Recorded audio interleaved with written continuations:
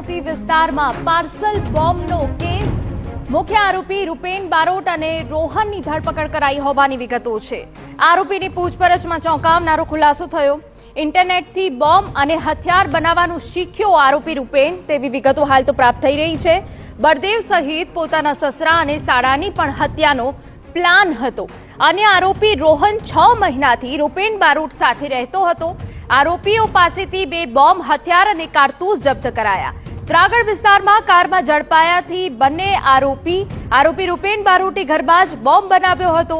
આરોપીએ બોમ્બ બનાવી પાર્સલમાં પેક ગઢવી નામનો વ્યક્તિ કે જેને પકડી લેવામાં આવેલ ગઈકાલે જે સ્થળ ઉપરથી જે પકડાઈ ગયેલ હતો એ પછી અમારી જે ટીમ છે જે સાબરમતી પોલીસ સ્ટેશનની ટીમ મારી એલસીબીની સ્ક્વોડ વિવિધ ટીમો બનાવી અને જે મેઇન સૂત્રધાર છે આખા ગુનાનો જે રૂપેન બારોટ અથવા એ નામ લખે છે રૂપેન રાવ અને બીજું જે નામ છે એ રોકી ઉર્ફે રોહન રાવળ એ બંને જે બેના મુખ્ય આરોપી હતા એને પકડવા માટે જુદી જુદી ટીમો બનાવી અને એ ટીમ બનાવી અને એને પકડવા માટે કાર્યવાહી કરતા ગઈકાલે રાતે એ આપણને બંનેને પકડી લીધેલા છે। જ્યારે એમને પકડવામાં આવ્યા ત્યારે એમની પાસે એક કાર હતી અને કારની અંદર 2 જીવતા બોમ્બ તથા એક એમની પાસેથી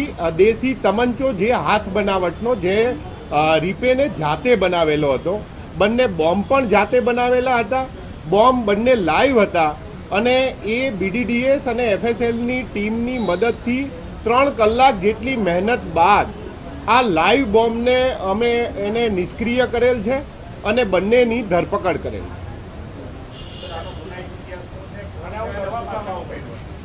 છે। જે રીપેન છે એને એની પત્ની સાથે એનો ડિસ્પ્યુટ ચાલતો હતો। 23 માર્ચે એની પત્ની એનું ઘર છોડી અને એના પિયરે રહેવા જતી રહેલી।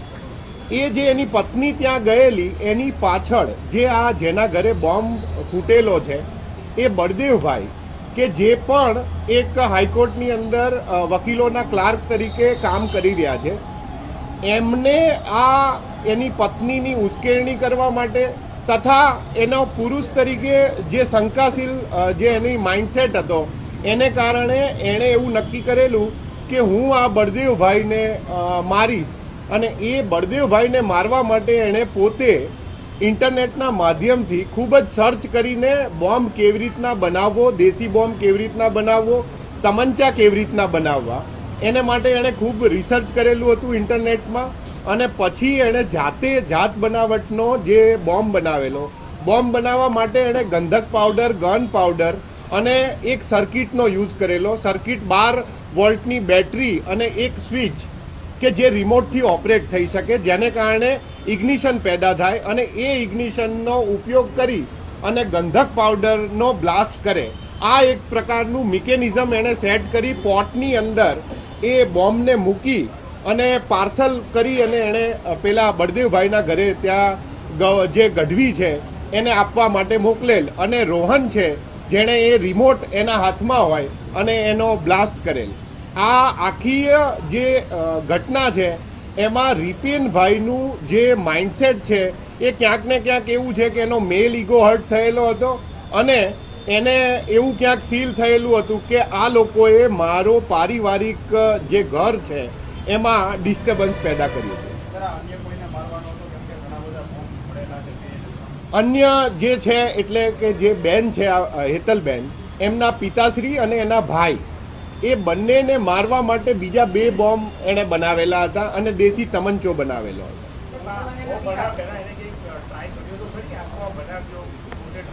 બોમ્બ બનાવતા પહેલા આ આખી પ્રોસેસ એણે 4 થી 5 મહિના લીધા છે એણે આ જે કામગીરી કરવા માટે। જ્યારે એના ઘરનું સર્ચ કરવામાં આવ્યું ત્યારે બોમ્બ બનાવવા માટે એટલે લેથના મશીનો, વેલ્ડિંગના મશીનો, નાના કટર્સ, બ્લેડ્સ એના ઘરેથી બહુ જ બધી સામગ્રી અમે પ્રેસ નોટમાં તમને જેટલી સામગ્રી રિકવર કરી છે એ બધાની ડિટેલિંગ અમે આપી છે।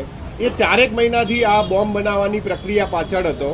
એણે રિમોટના ટેસ્ટિંગ કરેલા છે બોમ્બના ટેસ્ટિંગ કરેલા નથી. તેમ છતાં અમારી પાસે આગળ અમે એના રિમાન્ડ માંગીશું ને જે અમને ઇન્વેસ્ટિગેશનમાં મળે ત્યારે અમે તમને પ્રોપર એ બાબતે પણ માહિતી આપીશું. બોમ્બ બનાવીને પાર્સલ મોકલવા સુધીની પ્રક્રિયા શું હતી? કોઈ એપ્લિકેશનનો ઉપયોગ કર્યો હતો કે નહોતો કર્યો? આખી એ પ્રક્રિયા શું છે? બોમ્બ બનાવ્યો પછી પાર્સલ મોકલવા સુધીના ફાટ્યો ત્યાં સુધી એ પ્રક્રિયા થોડી વિગતવાર સમજાવો. બોમ્બ બનાવ્યા પછી સિમ્પલ પ્રોસેસ હતી. એમાં જેમ ઝોમેટો કે તમે એમ કહો છો કે સ્વિગી મારફતે એવી કોઈ એપનો યુઝ નહોતો. એણે માત્ર બોમ્બ બનાવી, એક પાર્સલ બનાવી અને એની આગલી રાતે, જે દિવસે બનાવ બન્યો એની આગલી રાતે પણ એ પાર્સલ લઈને એ જે બળદેવભાઈ છે એમના ઘરે ગયેલ અને ત્યાં પૂછેલ કે બળદેવભાઈ છે, પરંતુ રાતે બળદેવભાઈ ન હોવાને કારણે એ દિવસે એમણે એક્ઝિક્યુટ કરેલું નહીં. પછી બીજા દિવસે સવારે ફરી વખત એ જ પ્રોસેસ કરેલ અને એમના ઘરે જઈને એવી રીતના વાત કરેલ કે તમારા માટે પાર્સલ છે, પરંતુ બળદેવભાઈએ નકાર્યું કે પાર્સલ હતું નહીં, મેં કોઈ મંગાવેલું નથી અને એવામાં જ આ બ્લાસ્ટ થયો. પાર્સલ મોકલવા વખતે શું વાતચીત થઈ હતી? એને ખબર હતી કે આમાં પાર્સલમાં બોમ્બ છે કે નહીં? એના બંને વચ્ચે શું વાતચીત થઈ? જે રોહન છે એને ખુદને ખબર જ હતી અને જે ગૌરવ છે એને હિન્ટ મળેલી હતી કે આમાં બોમ્બ જેવું છે, પરંતુ ટાઈમે જે એને ભાગી જવું જોઈએ એ ભાગી શક્યો નહીં અને દેશી બનાવટનો બોમ્બ હતો. એટલે પેલા રોહને જે ગુનો કરવાના ઇમિડિયેટલી એને એક્શન લઈને રિમોટ દબાવી દીધો. ના, આગલી રાતે ગૌરવ નતો ગયેલો, આગલી રાતે રોહન ગયેલો હતો. બનાવ બાદ એ આપણા જ વિસ્તારમાં ઘણી બધી જગ્યાઓએ ભાગ્યો છે, એટલે એ અમે ડિટેલ લઈ રહ્યા છીએ. આ પ્રશ્ન સ્વાભાવિક છે અને એમાં એવું હતું કે જે રિપેન છે એને એની પત્ની દ્વારા ઘણી વખત એવું કહેવામાં આવેલું હતું કે તું નાકારો, તું કાંઈ કરી શકે એમ નથી. એ જે એનો મેલ ઈગો હતો એણે સાબિત કરવું હતું કે હું કંઈક કરી શકું છું, હું જાતે બનાવી શકું છું ને એને દ્વારા તમને મારી શકું. આરોપીને જે એની પત્નીના પિતા અને ભાઈની હત્યાનું કારણ હતું એ રીતે એક્ઝિક્યુટ કરવાનો હતો આ કર્યા પછી? સેમ વસ્તુ હતી, એણે બોમ્બ બનાવેલા જ હતા અને બોમ્બ એને જ્યાં મોકો મળે ત્યાં એ ફેંકી દેવાનો અથવા ગમે ત્યાં બ્લાસ્ટ કરી દેવાનો.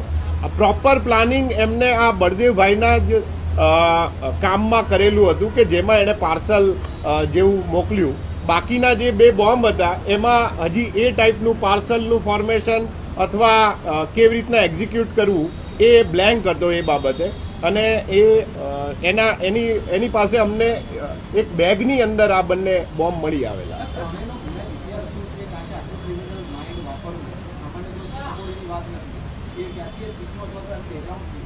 રિપેન છે એ 12 સાયન્સ ભણેલો છે અને જે રીતના અમને પૂછપરછ દરમિયાન માલુમ થયું કે એ થોડું એનું ટેકનિકલ માઇન્ડસેટ તો છે જ. એને પોતાને લેથના કામ, એને જે વેલ્ડિંગના કામ એ પોતે કરી શકે છે અને જે મારવા માટે એણે બોમ્બ બનાવવાની પ્રક્રિયા એ જે મેં વાત કરી એમ કે એનો મેલ ઈગો મેલ ડોમિનન્ટ હતો ને મેલ ઈગોને સેટિસ્ફાઈડ કરવા જેણે આ બોમ્બ બનાવ્યા.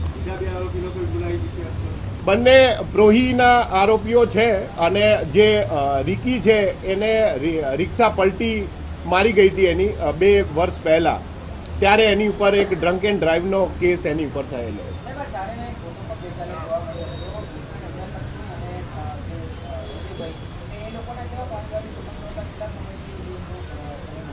એ પારિવારિક સંબંધો વિશે હું ડિટેલિંગ એના રિમાન્ડ મળ્યા પછી હું તમને કહી શકું.